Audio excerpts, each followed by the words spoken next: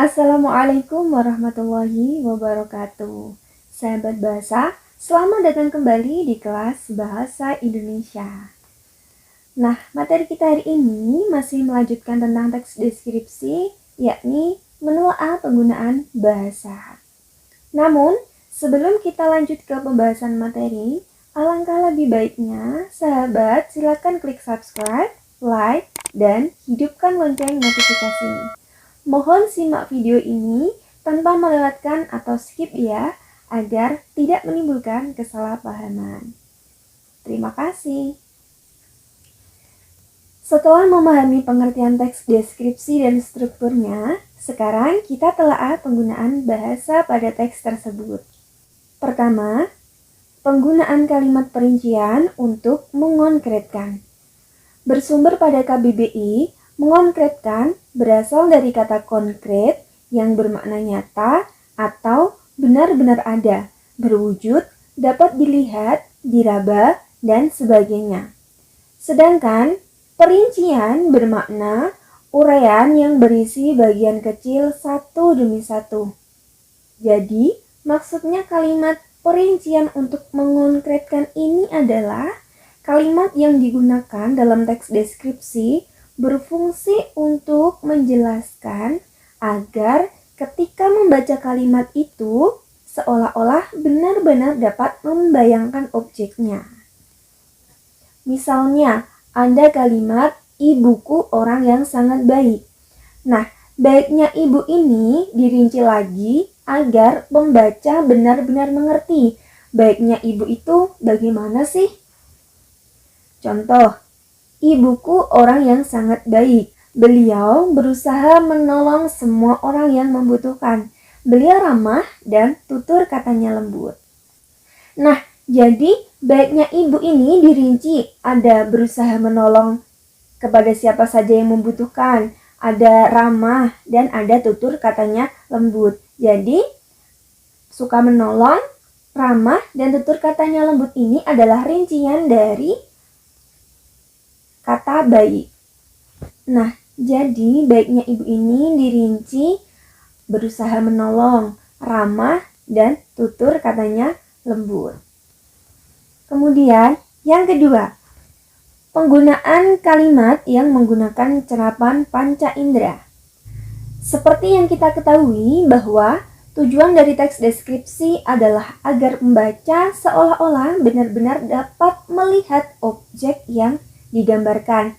Oleh karena itu, pembaca harus menyusun kalimat sedemikian rupa agar pembaca benar-benar dapat membayangkan apa-apa yang digambarkan. Nah, penggambarannya ini berdasarkan pengalaman panca indera penulis.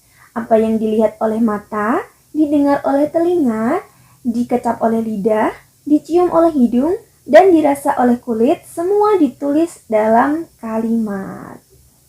Misalnya, pantai panjang dengan pasir putih. Ini berarti menunjukkan indera penglihatan. Kita tahu pantai berbentuk panjang dan pasir berwarna putih karena kita melihat. Berarti menunjukkan bahwa ini adalah pengalaman panca indera penglihatan. Misal lagi, debur ombak pantai terdengar berirama. Kita tahu bahwa debur pantai terdengar berirama karena kita mendengar. Berarti melibatkan cerapan panca indera pendengaran. Begitu seterusnya.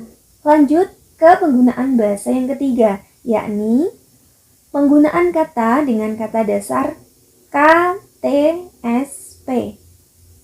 Maksudnya, kata dasar yang huruf pertamanya adalah K, T, S, dan P. Contohnya, kirim, tulis, sapu, pesona, dan sebagainya.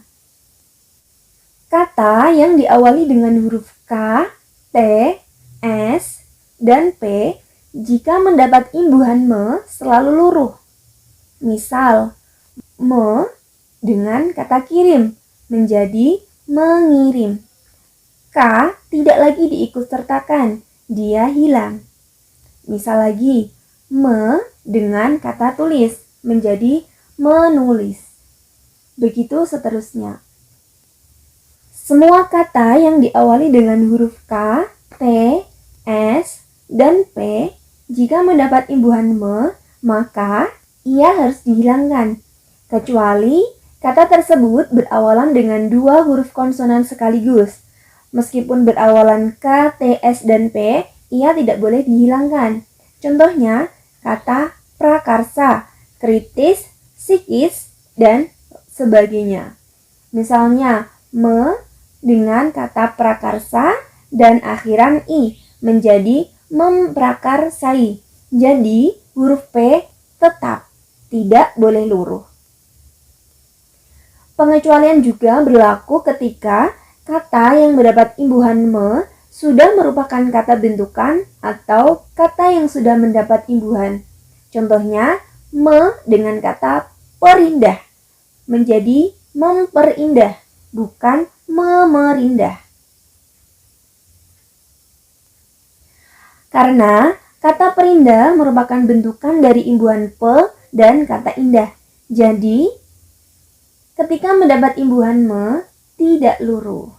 Kemudian, penggunaan bahasa yang keempat adalah penggunaan sinonim pada teks deskripsi.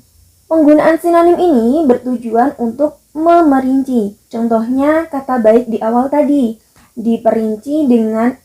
disinonimkan dengan suka menolong, ramah, dan tutur katanya lembut.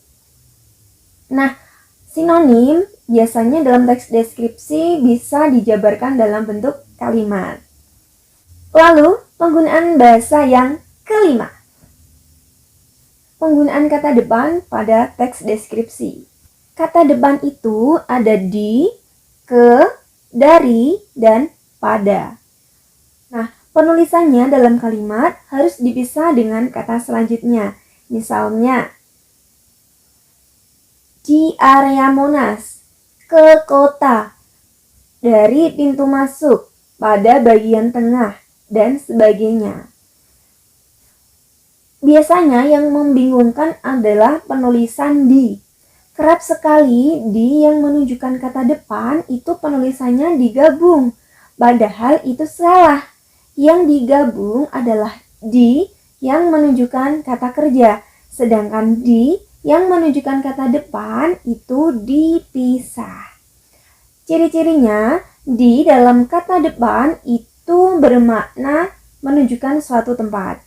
Sedangkan di dalam kata kerja menunjukkan suatu pekerjaan. Ingat-ingat ya. Selanjutnya, penggunaan bahasa yang keenam. Penggunaan kata khusus. Kata khusus adalah kata yang ruang lingkup dan cakupan maknanya lebih sempit. Sedangkan kata umum cakupan maknanya lebih luas. Saya pernah menjelaskan materi tentang kata khusus ini pada bagian pengertian teks deskripsi. Bisa dilihat kembali videonya ya. Misalnya, kata bunga. Kata bunga ini adalah kata umum, sebab cakupannya luas, bisa bunga apa saja. Nah, kalau kita menyebutkan bunga mawar, ini baru kata khusus, karena yang dimaksud hanya bunga mawar, bukan bunga yang lain. Misal lagi, kata ibu, ini adalah kata umum. Akan tetapi ketika kita menyebutkan ibuku atau ibu Lastri, barulah dikatakan kata khusus. Yang ketujuh, penggunaan di dan huruf kapital. Kata depan di selalu ditulis dengan huruf kecil apabila ditulis di tengah kalimat.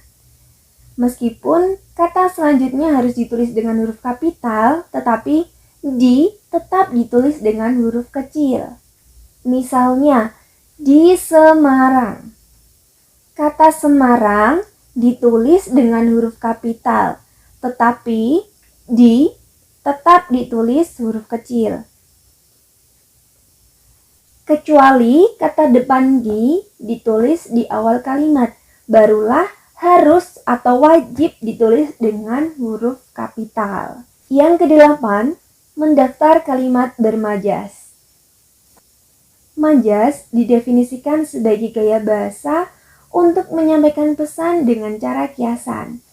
Penggunaan majas pada teks deskripsi bertujuan agar pembaca mendapat perasaan emosional, serta agar pembaca tidak bosan ketika membaca teks tersebut, karena penggunaan majas membuat kalimat lebih menarik. Biasanya, majas yang digunakan pada teks deskripsi adalah majas personifikasi, yakni majas yang menggunakan benda mati seolah-olah hidup. Misalnya, nyiur melambai-lambai.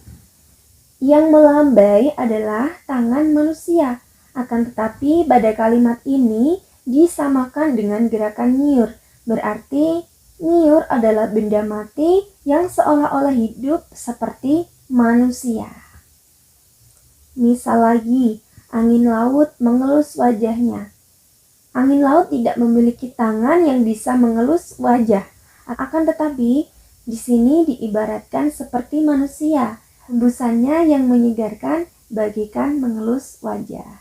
Yang terakhir, yang ke-9, penggunaan pilihan kata yang bervariasi. Teks deskripsi menggunakan kosakata secara segar dengan variasi kata yang luas. Maksudnya, penggunaan kata pada teks deskripsi tidak monoton. Misalnya, menyebutkan keindahan pantai. Jika kalimatnya hanya begini, pantai yang indah, itu sudah biasa. Tetapi, jika kalimatnya begini, pantai yang indah dan permai, itu lebih bervariatif, lebih segar untuk dibaca. Baiklah, sampai di sini dulu belajar kita hari ini. Jika kalian merasa video ini bermanfaat, silakan share atau bagikan ke teman-teman kalian. Dan jika kalian memiliki permintaan materi untuk dibahas di video selanjutnya, silakan tulis di kolom komentar.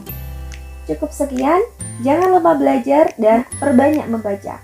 Terima kasih. Wassalamualaikum warahmatullahi wabarakatuh. Sampai jumpa.